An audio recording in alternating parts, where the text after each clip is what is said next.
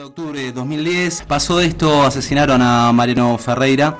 Respecto a esto, hace casi una semana se dictó sentencia, en este caso donde fueron condenados, digamos, la cabeza de la Unión Ferroviaria, que es Pedraza, junto con más, los autores, exactamente, los autores denominados materiales. Derecho. Bueno, uno de los abogados querellantes, abogado de Correpi, en defensa querellante de los heridos, es María del Carmen Verdú, que nos está escuchando en este momento. María del Carmen, buenas noches. ¿Qué tal? ¿Cómo les va? A tiretera, muy bien. ¿Cómo estás vos? Todo bien, gracias. Bueno, ha pasado una semana, María del Carmen, de la sentencia. Queríamos saber, ahora que han pasado un par de días, qué sensaciones tenés, cómo lo han venido asimilando, cuáles son los pasos a seguir. Bien, por una parte, hoy sentimos frente a este fallo lo mismo que sentimos cuando lo escuchamos. Por un lado, la justa, la necesaria condena a Pedraza, a Fernández y su gente, que si bien es parcial, porque en lugar del homicidio calificado, los jueces han dibujado una situación de homicidio simple y por lo tanto condenaron por ese delito, que permitió que alguno se vaya a su casa apenas si detenido, como los policías que recibieron la pena de incumplimiento de los deberes de funcionario público de apenas si 2 años de la sala de situación, donde los jueces trazan la línea y separan la responsabilidad con el homicidio para de esa manera poder evitar llegar a la Casa de Gobierno, que es el escalón siguiente después de la Dirección General de Operaciones. Por cómo se venía desarrollando el juicio y demás, ¿vos que era esperable esta sentencia? Mira, en el momento que supimos que esta sentencia venía tal y como se dictó, fue cuando llegamos a la continuación de la audiencia esa tarde, entramos y en la sala de público vimos que junto a nuestros compañeros, a los que se bancaron durante 9 meses y pico, audiencia tras audiencia, jornada tras jornada, para estar allí, para no dejar la sala vacía, para tener presencia, también para cuidarnos, para participar y dar una mano en el pequeño operativo de seguridad vinculado con nuestras entradas y salidas en el edificio. Junto a ellos, digo, estaba buena parte del gobierno nacional, funcionarios importantes del Poder Ejecutivo, que sin duda, más allá de que, como le dije a alguno de ellos, su lugar no era ese, sino en la bandeja de arriba, que es donde debieron haber estado junto a los parientes de la patota, lo cierto es que su presencia demostraba que la sentencia era la pieza que faltaba para aprobar el plan criminal. Un plan criminal que continúa en el tiempo y en las acciones, con este fallo que dice cualquier cosa precisamente para no condenarse a sí mismo. ¿Qué tal? Buenas noches, María del Carmen. Marcela Arellano te saluda. Te quería preguntar cuáles son las instancias a nivel legal, a nivel judicial a seguir. Lo primero que hay que decir, que lo estamos repitiendo cada vez que alguien nos pregunta, bueno, ¿y ahora cómo sigue? ¿Cómo sigue? Sigue igual que llegamos hasta acá, con organización y lucha. Claro. En lo técnico sí, desde luego, vendrá el recurso de casación, después que nos den los fundamentos de la sentencia el 16 de junio, hay 20 días posteriores a eso para interponerlo, pero lo que hay que entender acá es que si la sentencia era el objetivo, poco tenemos para gratificarnos, porque de 17 imputados, apenas 10 fueron condenados por el homicidio, y apenas que en un par de años ya van a permitir que estén en libertad nuevamente. Acá, como decimos siempre desde Correpi, y es algo que aprendimos de nuestros compañeros que son responsables de la organización y que comenzaron su militancia a partir de su condición de familiares de víctimas de la represión policial. Nuestra pelea no es por la sentencia, es por la conciencia. Si en el camino además nos llevamos a alguno preso, fenómeno. María del Carmen, lo que te quería consultar era sobre qué posibilidades hay de que los criminales hoy juzgados, en el caso de Pedraza, por ejemplo, salgan antes de cumplir su condena o que puedan salir en libertad condicional o que por tener más de 70 años tengan la posibilidad del arresto domiciliario. El arresto domiciliario es una facultad de los jueces. Si el tribunal que tenga a su disposición a Pedraza en el momento que cumpla los 70 y lo plantee, porque primero su defensa debe plantearlo,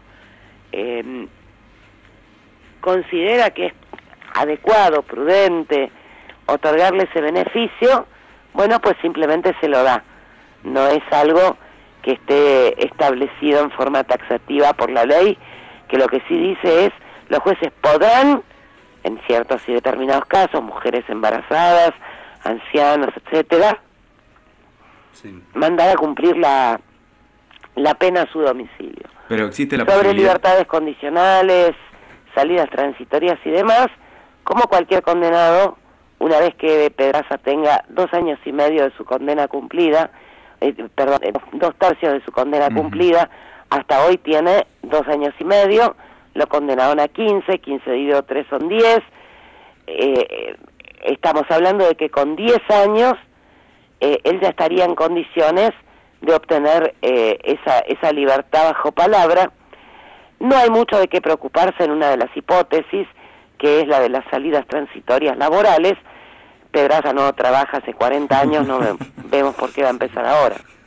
De todas maneras, el hecho de que la condena por lo menos haya llegado a Pedraza, podríamos considerarlo un punto positivo. No es menor el detalle, sí. No es menor el detalle, es un burócrata sindical, Pedraza, Fernández, ambos, por primera vez en una situación como esta, son condenados como partícipes necesarios. Eso no es cosa menor, lo que sí es que se opaca, porque esto no es una simple suma de a ver a cuántos condeno, se opaca cuando frente a eso tenés toda una maniobra destinada a garantizar la impunidad de los funcionarios públicos. Bien, ahora cambiando un poquito de tema, te queríamos preguntar sobre el caso de Bulacio. Hace 22 años, mañana es 26, mañana van a ser 22 años de que falleció. Queríamos ver en qué etapa estaba la causa, en qué instancia estaba. Mira, como sabemos, hace más de 10 años la Corte Interamericana de Derechos Humanos dictó sentencia contra el Estado argentino, le ordenó 2 cosas: castigar a los responsables de la detención y muerte de Walter y derogar todo el sistema de detenciones arbitrarias que permitió que ocurriese la muerte de Walter.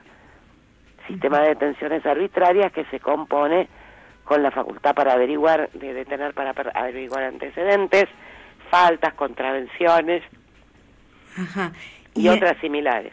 Ninguna de las 2 cosas ha sido cumplida por el gobierno argentino. De hecho, la Corte cada tanto le reclama el cumplimiento.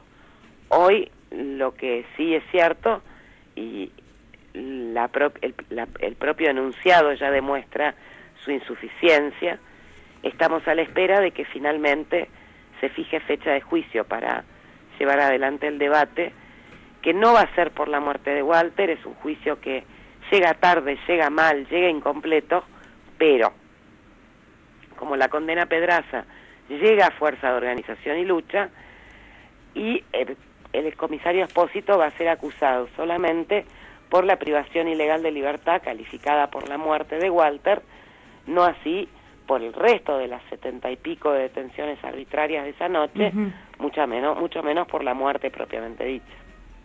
Claro, bueno, María del Carmen, la verdad te agradecemos, un gustazo poder hablado con vos, la verdad que siempre suma. Esperamos en algún momento poder tenerte en el piso, así hablamos, bueno, nos interesaría mucho también hablar de Correpi, de la historia de Correpi, y también tu militancia y todo un montón de casos que y los demás casos justamente que están y a veces son silenciados o permanecen ausentes. Ustedes, por lo menos. Fíjense que en el mismo lapso, perdón que te interrumpa, no, por favor, en el mismo lapso en que se produce la convocatoria a la sentencia en el caso de Mariano y su lectura, en esos mismos días hemos estado con un debate oral y público en Mercedes por el homicidio de Fernando el Pata Díaz, asesinado por un policía bonaerense Sí. de un disparo en la panza con su escopeta Mossberg 1270 en el patio de su propia casa. Es una locura. Y al mismo tiempo en Lomas de Zamora con el debate por el homicidio cometido por el policía federal Maximiliano Germán Ledesma, custodio de la presidencia, no cualquier policía, que fusiló por la espalda a dos pibes de 17 y 19 años, Leandro Pérez y Walter Robles, en Fiorito hace apenitas un poco menos de 2 años.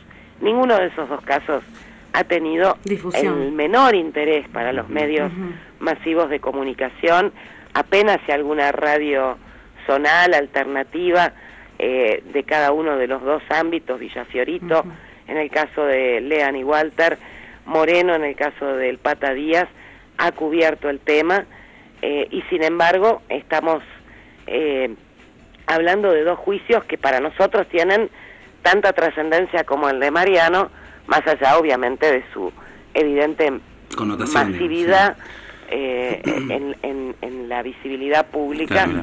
a partir de lo que significa para los trabajadores organizados. Claro, por supuesto. Bueno, María del Carmen, te agradecemos mucho. Esperamos de alguna manera, y en relación a esto que dijiste último, haber sido, si no es un grano de arena, algo en esto de difundir justamente estas cuestiones. De vuelta, gracias, un placer haber con vos, y bueno, que tengas muy buenas noches. No, al contrario, gracias a ustedes. Buenas Hasta luego. noches. Bueno, gente, esta fue María del Carmen Verdú. Estamos hablando que fue abogada querellante por los heridos en el juicio por el asesinato de Mariano Ferreira.